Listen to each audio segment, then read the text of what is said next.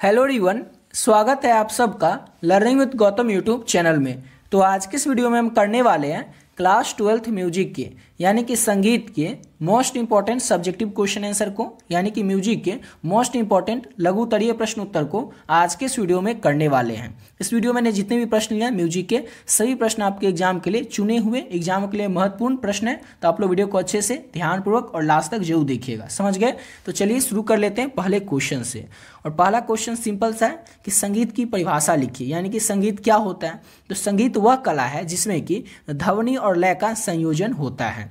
यह भावनाओं के व्यक्त करने का एक माध्यम होता है। इसमें गायन, वादन और नृत्य शामिल होता है। सिंपल सा है कि संगीत आखिर होता क्या है। तो संगीत जो है ना, यह वह कला है जिसमें कि ध्वनि और लय का क्या होता है, तो संयोजन होता है। और यह भावनाओं का ना व्यक्त करने का सबसे अच्छा माध्यम है। जैसे कि अगर आप कहीं पर पूजा होते रहता है तो वहाँ पर आप जो पार्टी वाला गाना होगा वो तो नहीं बजाएंगे, वहाँ पर आप क्या बजाएंगे, भक्ति गाना बजाएंगे। पार्टी में आप भक्ति गाना तो नहीं बजाएंगे, पार्टी में जो पार्टी सॉन्ग होता है उसको बजाते हैं। कोई सैड होता है तो सैड सॉन्ग सुन लेता है, कोई हैप्पी होता है तो हैप्पी सॉन्ग सुन लेता है। यानी कि जिसका जैसा मूड होता है वैसा सॉन्ग बजाता है। यानी कि या फिर कोई ऐसा जगह हो जहाँ पर वैसा चीज हो रहा हो तो उसके अनुरूप ही हम वहाँ पर वैसा संगीत बजाते हैं, यानी कि वैसा म्यूजिक बजाते हैं। यानी कि सिंपल सा है कि भावनाओं को व्यक्त करने का सबसे अच्छा माध्यम क्या होता है, तो संगीत होता है। तो याद रखिएगा संगीत क्या होता है। तो संगीत वह कला है जिसमें कि ध्वनि और लय का संयोजन होता है और यह भावनाओं को व्यक्त करने का सबसे अच्छा माध्यम है। इसमें क्या क्या होता है, तो गायन भी होता है संगीत में, वादन भी होता है और नृत्य भी होता है। समझ गए? इस आपसे एग्जाम में पूछा भी जाएगा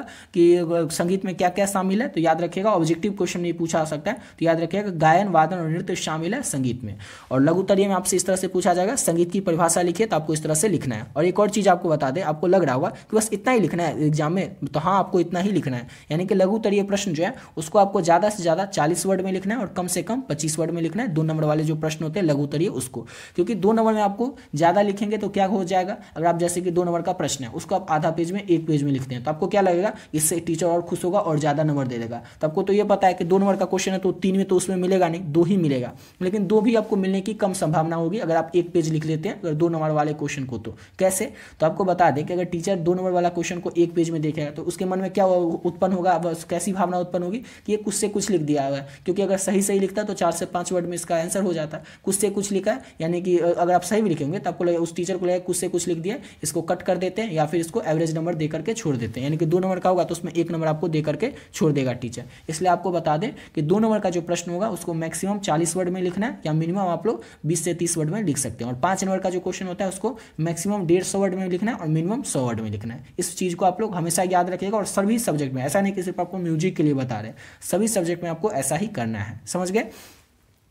अब अगला क्वेश्चन है हमारा कि भारतीय शास्त्रीय संगीत के मुख्य प्रकार कौन कौन से हैं। तो भारतीय संगीत शास्त्रीय संगीत के 2 मुख्य प्रकार होते हैं। कौन कौन से? तो हिंदुस्तानी संगीत और कर्नाटकी संगीत। हिंदुस्तानी संगीत जिसको उत्तरी भारत में गाया बजाया जाता है और कर्नाटकी संगीत को दक्षिणी भारत में। सिंपल सा है, ऑब्जेक्टिव क्वेश्चन में पूछा जा सकता है कि भारतीय शास्त्रीय संगीत के कितने मुख्य प्रकार होते हैं। तो 2 मुख्य प्रकार होते हैं। लघुत्तरीय में इस तरह से पूछा जाएगा तो आपको लिख देना इस तरह से, हिंदुस्तानी संगीत और कर्नाटकी संगीत भारतीय शास्त्रीय संगीत के मुख्य प्रकार हैं। अगला क्वेश्चन है राग और ताल में क्या अंतर होता है। तो राग और ताल जो है इसमें अंतर क्या होता है, डिफरेंस क्या होता है। तो राग को पहले देख लेते हैं। तो राग जो है ये स्वरों का एक विशिष्ट समूह होता है जो किसी निश्चित समय पर ही गाया बजाया जाता है। यानी कि हर एक राग को हम हर समय तो नहीं गा बजा सकते हैं। जैसे कि राग भीम पलासी का गाने का समय संध्या काल को, तो उसको हम संध्या काल में ही गाते हैं। राग यमन का गाने का समय रात्रि का, तो उसको हम रात्रि के समय में ही गाते हैं। यानी कि स्वरों का एक ऐसा समूह जिसका कि गाने का एक निश्चित समय होता है, उसी को कहा जाता है राग। सिंपल सा क्वेश्चन है कि राग पहले आपको बताना है और ताल बताना है। तो राग क्या है कि स्वरों का एक ऐसा विशिष्ट समूह होता है जो कि किसी निश्चित समय पर ही गाया बजाया जाता है। अब ताल क्या होता है। तो ताल जो है संगीत की लय को मापने का साधन है। इसमें विभिन्न मात्रा और बिट्स होते हैं। सिंपल सा है कि ताल क्या होता है, तो संगीत की जो लय होती है उसको मापने का एक साधन क्या है, तो ताल है। इसमें क्या होता है, ताल में एक विभिन्न जो है मात्रा होती है और मात्रा जिसको कि हम बिट्स भी कहते हैं इंग्लिश में। समझ गए ना? तो ताल में क्या होता है, तो विभिन्न मात्रा होती है और इस संगीत में लय को मापने का एक माध्यम है ताल। तो याद रखिएगा राग और ताल में क्या अंतर होता है। तो राग में ये होता है कि ये निश्चित समय पर गाया बजाया जाता है और ताल क्या होता है, इसमें संगीत को मापने का माध्यम होता है ताल। समझ गए? इस तरह से आप लोग याद रखिएगा। अगला क्वेश्चन कर लेते हैं और नेक्स्ट क्वेश्चन है तानसेन कौन थे और उनका भारतीय संगीत में क्या योगदान था। ये क्वेश्चन आप लोगों से लघु उत्तरीय में पूछा जा सकता है और दीर्घ उत्तरीय में भी पूछा जा सकता है। तो लघु उत्तरीय में पूछा जाएगा तो आपको बस इतना ही लिखना है जो भी आपको बताएंगे, और दीर्घ उत्तरीय में आपसे पूछा जाएगा तो कम से कम आपको 100 वर्ड और मैक्सिमम आपको 150 वर्ड में लिखना है, जो कि दीर्घ उत्तरीय प्रश्न जब करवाएंगे उस समय भी आपको बता देंगे अगर ये प्रश्न पूछा जाएगा इसका आंसर क्या क्या लिखना है। अभी सिर्फ आप लोग देख लीजिए, अगर ये प्रश्न आपसे लघु उत्तरीय में पूछा जाएगा तो आपको क्या लिखना है। तो तानसेन कौन थे? तो तानसेन अकबर के दरबारों में नवरत्नों में से एक थे। ऑब्जेक्टिव के में भी पूछा जा सकता है अकबर के दरबार में नवरत्नों में से कौन एक थे। आपको 4 ऑप्शन रहेगा, उसमें से आपको चूज करना होगा। तो याद रखिएगा तानसेन जो थे अकबर के दरबार में नवरत्नों में से एक थे। वैसे तो अकबर के दरबार में 9 रत्न थे, लेकिन आपसे संगीत में सिर्फ तानसेन के बारे में ही पूछा जाएगा। जैसे कि हिस्ट्री होगा तो हिस्ट्री में आपसे टोडर मल के बारे में पूछ लेगा, बीरबल के बारे में पूछ लेगा, अबुल फजल के बारे में पूछ लेगा, लेकिन आपको संगीत में सिर्फ तानसेन के बारे में ही पूछेगा। तो याद रखिएगा तानसेन अकबर के दरबारों में नवरत्नों में से एक थे और हिंदुस्तानी शास्त्रीय संगीत के महान गायक और संगीतकार थे। उन्होंने कई रागों की रचना की है, जैसे कि राग मियाँ तूरी और मियाँ की मल्हार। याद रखिएगा इनका भारतीय संगीत में क्या योगदान था। तो तानसेन जो थे इन्होंने कई रागों की रचना भी की है, जैसे कि राग मियाँ तूरी, राग मियाँ मल्हार। इस सबको याद रखिएगा। आपसे एग्जाम में ये ऑब्जेक्टिव क्वेश्चन में भी पूछा जाएगा कि राग मियाँ मल्हार की रचना किसने की है, राग मियाँ तूरी की रचना किसने किया। तो इस सबको याद रखिएगा, इस सबके रचनाकार है तानसेन। सिंपल सा क्वेश्चन था कि तानसेन कौन है। तो तानसेन अकबर के दरबार में नवरत्नों में से एक थे और हिंदुस्तानी शास्त्रीय संगीत के महान गायक व संगीतकार थे। उनका संगीत में क्या योगदान था। तो इन्होंने कई सारी रागों की रचना की थी, जैसे कि राग मियाँ तूरी और राग मियाँ मल्हार। इस तरह से आपको याद रखना है। समझ गए। और एक और चीज़ आपको बता दें कि आपको एग्जाम में जाकर के ना, जैसे कि हम यहाँ पर बताएं, तो आपको सेम टू सेम यही पॉइंट नहीं लिखना है कि तानसेन अकबर के दरबार में नवरत्नों में से एक थे। आप इस तरह से भी लिख सकते हैं कि अकबर के दरबार में नवरत्नों में से एक थे तानसेन, यानी कि आपको अपने लैंग्वेज में बना करके लिखना है। बात तो यही रहेगा। बात जैसे अगर हम कह सकते, किसी को कहते हैं कि तुम वहाँ जाओ, हम उसको कहेंगे एक काम करो तुम वहाँ पर जाओ। कोई उसको बोलेगा वहाँ पर तुम जाओ, तो मतलब एक ही चीज़ को कहने का अलग अलग माध्यम होता है, लेकिन बात तो वही होता है। तो वही आपको करना है कि जैसे सिर्फ समझ करके रखना है और अपने एग्जाम में जाकर के जितने भी आंसर है सबको अपनी भाषा में बना करके लिखना है। अगर आप रटने लगिएगा ना तो क्या हो जाएगा, आप रटिएगा तो कितना सारा क्वेश्चन रट पाइएगा। ज़्यादा से ज़्यादा आप 100 क्वेश्चन रट लेते हैं, 200 क्वेश्चन रट लेते हैं, लेकिन आपको 5 सब्जेक्ट है, 5 सब्जेक्ट में आप कितना क्वेश्चन रटना पड़ेगा। इसलिए आपको रटने की जरूरत नहीं है, सिर्फ समझने की जरूरत है कि क्वेश्चन पूछ क्या रहा है और उसका आंसर हमें देना क्या है। सिंपल सा जैसे ये था कि तानसेन कौन थे, तो समझ गए अकबर के दरबार में नवरत्नों में से एक थे और क्या थे, तो एक गायक थे, संगीतकार थे, और मियाँ तूरी और मियाँ मल्हार की रचना की है उन्होंने। बस अब इसको आप लोग खुद से अपनी लैंग्वेज में जैसे भी बना करके लिखें आप लोग लिख दीजिएगा। समझ गए। नेक्स्ट क्वेश्चन कर लेते हैं। और अगला क्वेश्चन है सप्तक क्या होता है। तो सप्तक क्या होता है, तो सप्तक 7 स्वरों का एक समूह होता है, जिसमें कि सारे गौम पौधौनी होता है, और इसके 3 प्रकार होते हैं, मंद्र सप्तक, मध्यम सप्तक और तार सप्तक। ये क्वेश्चन आप लिख के ले लीजिए। क्वेश्चन आपसे ऑब्जेक्टिव में पूछा ही जाएगा, या तो स्वर पूछ ले या प्रकार पूछ ले। सप्तक के कितने स्वर, तो क्या याद रखेगा 7 स्वर। सप्तक के स्वर कितने होते हैं, तो 7 होते हैं, याद रखेगा। और सप्तक के प्रकार कितने होते हैं, 3 के होते हैं। इस दोनों को याद रखिएगा। ये 2 क्वेश्चन में से एक ऑब्जेक्टिव में आपका पूछा ही जाएगा। हो सकता है दोनों पूछ ले, लेकिन ऑब्जेक्टिव में एक तो पूछा ही जाएगा। और लघुत्तरीय में आपसे ये पूछा जा सकता है कि सप्तक क्या होता है। तो सिंपल सा, सप्तक 7 स्वरों का एक समूह होता है, जिसमें कि सारे गौम पौधौनी होता है, और इसके 3 प्रकार होते हैं, मंद्र सप्तक, मध्यम सप्तक और तार सप्तक। समझ गए। अगला क्वेश्चन है लय और ताल में क्या संबंध है। तो लय जो है संगीत की गति है, जबकि ताल क्या है, तो ताल जो है लय को व्यवस्थित करने का एक तरीका है। लय ताल का आधार होता है। लय और ताल में क्या संबंध होता है, तो लय जो है संगीत की गति है, जबकि ताल क्या है, तो लय को व्यवस्थित करने का ही एक तरीका होता है, और लय जो है ये ताल का आधार होता है। सिंपल सा। चलिए अगला क्वेश्चन करते हैं। और नेक्स्ट क्वेश्चन करने से पहले आपको बताना चाहेंगे कि अगर अभी तक आप लोग म्यूजिक के इंपॉर्टेंट गेस क्वेश्चन का पीडीएफ नहीं लिए तो आप लोग किस तरह से इस पीडीएफ को ले सकते हैं। समझ गए। तो ऑलरेडी बहुत सारे बच्चे जो पहले से इस पीडीएफ को ले चुके हैं, तो जो भी बच्चे पहले से इस पीडीएफ को ले लिए वे लोग क्या कीजिएगा, वीडियो को थोड़ा सा स्किप करके आप लोग अगले क्वेश्चन से देख लीजिएगा, 7वां नंबर क्वेश्चन से।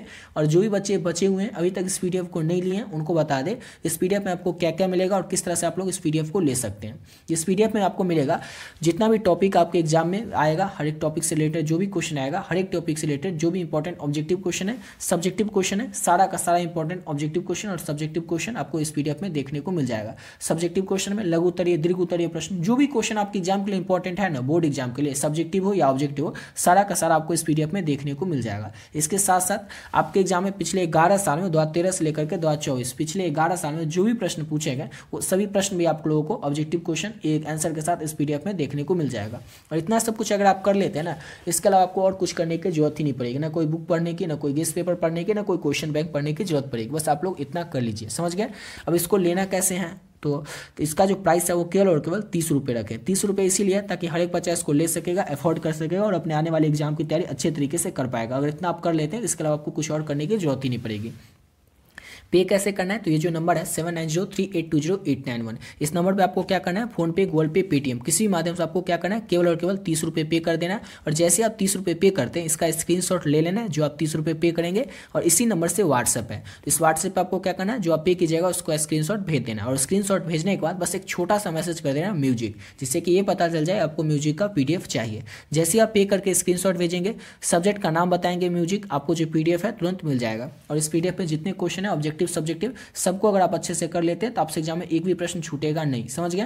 क्योंकि छूटेगा क्यों नहीं, क्योंकि क्वेश्चन कहीं से भी आएगा तो जो आपके एग्जाम में सिलेबस दिया हुआ है टॉपिक उसी से है ना। क्लास 12 का जो सिलेबस है, सिलेबस में जो जो टॉपिक दिया हुआ है तो उसी टॉपिक से कोई ना कोई क्वेश्चन आएगा। और टॉपिक से रिलेटेड जो भी क्वेश्चन बन सकते थे सारा का सारा ऑब्जेक्टिव क्वेश्चन, सारा का सारा सब्जेक्टिव क्वेश्चन, सब्जेक्टिव में भी जो भी इंपॉर्टेंट लघु उत्तरीय दीर्घ उत्तरीय सभी प्रश्न इस PDF में ऐड कर दिए हैं। यानी कि सिंपल सा, अगर आप इसको अच्छे से कर लेते हैं तो आपको इसके अलावा कुछ करने की जरूरत नहीं पड़ेगी। और इसका प्राइस है केवल और केवल 30 रुपये। तो आप लोग भी चाहें तो इस PDF को ले सकते हैं, जो भी बच्चे बचे हुए हैं अभी तक इस PDF को नहीं लिए वे लोग। और आपको एक और चीज़ बता दें कि आप भले इस PDF को नहीं लिए तो आप किसी और चीज़ से पढ़ सकते हैं, लेकिन दो चीज़ से आप कभी भी नहीं पढ़िएगा। कौन कौन सी चीज़, तो गेस पेपर और क्वेश्चन बैंक। चाहे तो आप NCERT के बुक से पढ़ सकते हो, उसमें सही दिया रहता है, लेकिन आप क्वेश्चन बैंक को आप देखिएगा, किसी भी क्वेश्चन को उठा लीजिए, 50 सेट आप लोग एक साथ 50 क्वेश्चन को उठाइए और उसको गूगल पर जाकर के कहीं से भी आपको किसी बुक से जाकर के चेक कीजिए। उसमें आपको क्या देखने को मिलेगा कि कम से कम 5 से 7 क्वेश्चन 50 क्वेश्चन के बीच में आपको गलत ही देखने को मिलेगा। उसका में क्या होता है, किसी भी प्रकाशन का होता है ना, क्वेश्चन पेपर हो, क्वेश्चन बैंक हो या फिर गेस पेपर, उसमें अधिकतर क्वेश्चन का आंसर गलत ही आपको देखने को मिलेगा। 50 में आपको 5 से 7 क्वेश्चन गलत देखने को मिलेगा। और ये हर एक पब्लिकेशन में होता है, ऐसा नहीं कि किसी एक पब्लिकेशन में हो जाए, हर एक पब्लिकेशन में आपको गलत ही देखने को मिलेगा। 50 में से 5-7 क्वेश्चन आंसर। तो आप लोग चाहें तो बुक से पढ़ सकते हैं, लेकिन आप क्वेश्चन बैंक से या गेस पेपर से ना ही पढ़िएगा, समझ गए। और चाहे तो आप इस PDF को पढ़ सकते हैं, इसमें आप जितना ऑब्जेक्टिव सब्जेक्टिव दिया हुआ है इसको कर लेते हैं तो इसके अलावा आपको और कुछ पढ़ने की जरूरत ही नहीं पड़ेगी। अब किसी भी बोर्ड से हो, आपका अगर सब्जेक्ट म्यूजिक है, आप क्लास 12 में हैं तो आप लोग इस PDF को ले सकते हैं। अब आते हैं अपने अगले क्वेश्चन पे। और अगला क्वेश्चन है, वीणा और सितार में क्या अंतर होता है। वीणा में और सितार में, इन दोनों में ना अंतर क्या होता है, डिफरेंस क्या होता है। तो वीणा जो है ये भारतीय वाद्य यंत्र है। वीणा क्या है, तो भारत का वाद्य यंत्र है जिसमें कि तार होते हैं और इसे पारंपरिक संगीत के लिए उपयोग किया जाता है। वीणा को किसके लिए उपयोग किया जाता है, तो वीणा को पारंपरिक जो हमारा संगीत है उसके लिए उपयोग किया जाता है वीणा को। और वीणा क्या है, तो भारतीय वाद्य यंत्र है। वाद्य यंत्र किसको कहते हैं, जिसको कि बजाया जाता है, तो वीणा जो है भारतीय ही है। इसमें क्या होते हैं, तो तार होते हैं। इतना समझ गए वीणा के बारे में। अब ये सितार क्या होता है, जो सितार जो है हिंदुस्तानी शास्त्रीय संगीत का एक मुख्य वाद्य यंत्र है जिसमें कि तारों की संख्या जो है वीणा के मुकाबले अधिक होती है। इसका उपयोग जो है ये आधुनिक और पारंपरिक संगीत दोनों में ही किया जाता है। सिंपल सा क्वेश्चन आपको याद रखना है कि वीणा और सितार क्या है, तो वीणा जो है ये भारतीय वाद्य यंत्र है जिसमें कि तार होते हैं और ये पारंपरिक संगीत के लिए ही केवल उपयोग किया जाता है। और सितार में क्या है, तो ये आधुनिक और पारंपरिक दोनों ही संगीत के लिए उपयोग किया जाता है सितार को। और इसमें तारों की जो संख्या होती है वो वीणा के मुकाबले में अधिक होती है। और ये जो है सितार ये हिंदुस्तानी शास्त्रीय संगीत का मुख्य वाद्य यंत्र है। सिंपल सा याद रखिएगा। अगला क्वेश्चन है, ठुमरी किस प्रकार का संगीत है। तो ठुमरी जो है एक शास्त्रीय संगीत की शैली है जो भावनाओं और अभिव्यक्ति को केंद्रित होती है। इसकी हल्की धुन और भावपूर्ण गाने के लिए जाना जाता है। इसको सिंपल सा है कि ठुमरी क्या है, तो ठुमरी जो है ये किस प्रकार का गीत है। अच्छा, तो ठुमरी जो है एक शास्त्रीय संगीत की शैली है जो भावनाओं और अभिव्यक्ति को केंद्रित करती है। इसकी जो हल्की धुन होती है ये भावनाओं के लिए जाना जाता है। इसका जो ठुमरी का जो हल्की धुन होता है वो किसके लिए जाना जाता है, तो भावपूर्ण गाने के लिए जाना जाता है ठुमरी की हल्की धुन को। और ये जो ठुमरी होती है ये भावनाओं को अभिव्यक्ति को केंद्रित करती है और ये एक शास्त्रीय संगीत की शैली है। सिंपल सा आपको याद रखना है। अगला क्वेश्चन है, राग यमन का आरोह अवरोह लिखिए। ये क्वेश्चन आपसे लघु उत्तरीय में तुम पूछा जाएगा ही और दीर्घ उत्तरीय नहीं ऑब्जेक्टिव में भी पूछा जा सकता है। तो याद रखिएगा राग यमन का जो आरोह क्या होता है और अवरोह होता है। तो राग यमन का आरोह होता है नी रे गौ म प ध नि सा और इसका जो अवरोह होता है वो होता है शा नी ध प म ग रे सा। ये जो है राग यमन का आरोह और अवरोह है। इस तरह से आप लोग याद रखिएगा। अगला क्वेश्चन है हमारा, ध्रुपद क्या होता है। तो ध्रुपद जो है ये भारतीय शास्त्रीय संगीत की एक प्राचीन शैली है जो गंभीर और शुद्ध गायन पर आधारित होती है। यह मुख्यतः भक्ति संगीत है। सिंपल सा है कि ध्रुपद क्या होता है, तो ध्रुपद जो है भारतीय शास्त्रीय संगीत की एक प्राचीन शैली है जो गंभीर और शुद्ध गायन पर क्या होती है, तो आधारित होती है और यह मुख्यतः भक्ति संगीत है। क्या है ध्रुपद, तो भक्ति संगीत है मुख्यतः। अगला क्वेश्चन है, वाद्य यंत्रों के प्रकार लिखिए। वाद्य यंत्र के कौन कौन से प्रकार होते हैं? तो वाद्य यंत्र के 4 प्रकार होते हैं, तत्वाद्य यंत्र, अवनद्ध वाद्य यंत्र, सुषीर वाद्य यंत्र और घंट वाद्य यंत्र। अब आपको ये अच्छे से याद रखना है। इससे रिलेटेड ऑब्जेक्टिव क्वेश्चन 4 पूछे जाएंगे आपके एग्जाम में, और लघुत्तरीय में आपसे यही पूछा सकता है कि वाद्य यंत्र के कितने प्रकार होते हैं? तो वाद्य यंत्र के 4 प्रकार होते हैं। ऑब्जेक्टिव के लिए एक क्वेश्चन आपका रेडी हो गया कि वाद्य यंत्र के प्रकार तो 4 होते हैं। कौन कौन से होते हैं? तो तत्वाद्य यंत्र। तत्वाद्य यंत्र के अंतर्गत क्या होता है? तो तार वाले वाद्य यंत्र आते हैं, यानी कि जैसे कभी देखें वीणा हो गया, आपसे पूछा जाएगा वीणा के किस वाद्य यंत्र के अंतर्गत आता है ऑब्जेक्टिव में, तो क्या बोलिएगा? तत्वाद्य यंत्र के अंतर्गत आता है वीणा। फिर सितार भी आता है क्योंकि उसमें तार होते हैं, तो तार वाले जितने भी वाद्य यंत्र होंगे ना वो सब किसके अंतर्गत आएंगे? तो तत्वाद्य यंत्र के अंतर्गत आएंगे। अवनद्ध वाद्य यंत्र के अंतर्गत कौन आएगा? तो जो झिल्ली वाले होंगे वाद्य यंत्र वो आएंगे अवनद्ध वाद्य यंत्र के अंतर्गत। जो फूंक कर बजाने वाले होंगे जैसे कि बांसुरी वो आएंगे सुशीर वाद्य यंत्र के अंतर्गत। घन वाद्य यंत्र के अंतर्गत धातु या लकड़ी वाले जितने भी वाद्य यंत्र होंगे जैसे कि तबला हो गया, ये सब आएंगे घन वाद्य यंत्र के अंतर्गत। तो इस तरह से आपको याद रखना है। वाद्य यंत्र के 4 प्रकार होते हैं, तत्, अवनद्ध, सुशीर और घन। इसके अंतर्गत क्या क्या आता है सब आपको बता दिए, इसको अच्छे से याद रखिएगा। ये भी काफी ज्यादा इंपॉर्टेंट है आपके एग्जाम के लिए ये प्रश्न। अगला क्वेश्चन है तान क्या होती है? तो तान जो है संगीत में स्वरों का तेज गति से उच्चारण होता है। यह गायक की तकनीकी कुशलता को दर्शाता है। तो तान क्या होता है? तो तान जो है इस संगीत में स्वरों का तेज गति से उच्चारण होता है। यह गायक की क्या करता है? तो तकनीकी और कुशलता को दर्शाता है तान। अब संगीत में आलाप का क्या महत्व होता है? तो आलाप संगीत का वह हिस्सा है जिसमें कि रागों की विशेषताओं को बिना ताल के प्रस्तुत किया जाता है। यह राग की पहचान कराने के लिए महत्वपूर्ण है। संगीत में आलाप का क्या महत्व होता है, इंपॉर्टेंस होता है? तो आलाप जो है संगीत का वह हिस्सा है जिसमें कि राग की विशेषताओं को जो बिना ताल के प्रस्तुत किया जाता है, और यह राग की पहचान कराने के लिए आलाप जो है महत्वपूर्ण होता है संगीत में। अगला क्वेश्चन है ठेका और सम का क्या अर्थ होता है? तो ठेका जो है ये तबले पर बजाई जाने वाली ताल का एक पैटर्न होता है, और सम क्या होता है? ठेका और सम का क्या अर्थ होता है? तो सम जो है यह ताल का सबसे महत्वपूर्ण भाग होता है। ताल का जो सबसे महत्वपूर्ण भाग होता है उसको क्या कहा जाता है? आपसे ऑब्जेक्टिव में भी पूछा जाएगा। तो ताल का जो सबसे महत्वपूर्ण भाग होता है उसको कहा जाता है सम। तो याद रखिएगा सम किसको कहा जाता है? तो ताल का सबसे महत्वपूर्ण भाग को सम कहा जाता है। ऑब्जेक्टिव में के लिए भी आपको याद रखना है। और ठेका में क्या होता है?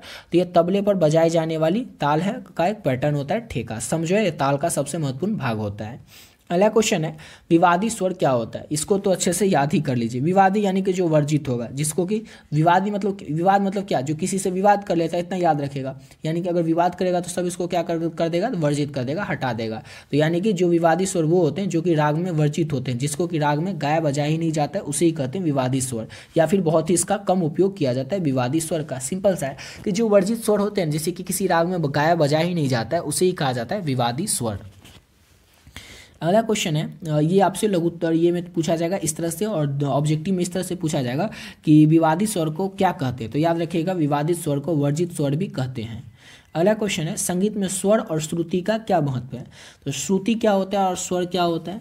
तो संगीत के मूल ध्वनि के जो तत्व होते हैं उसी को स्वर कहा जाता है। संगीत का जो मूल ध्वनि होता है ना, उसका जो मुख्य तत्व होता है ना, उसी को हम लोग क्या कहते हैं? तो स्वर कहते हैं। अब श्रुति क्या होता है?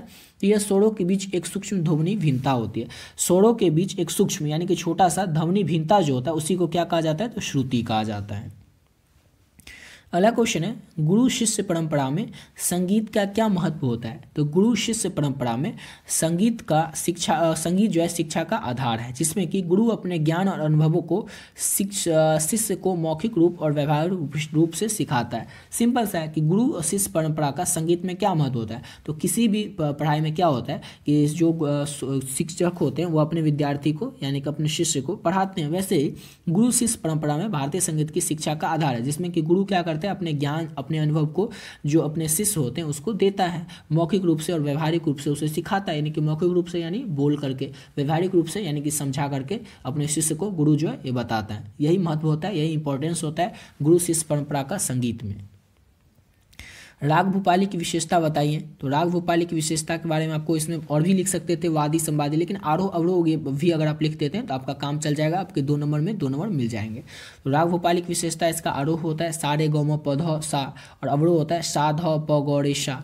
इसमें तीव्र और मध्यम स्वर नहीं होते हैं। राग भूपाली में तीव्र और मध्यम स्वर जो है वर्जित होता है।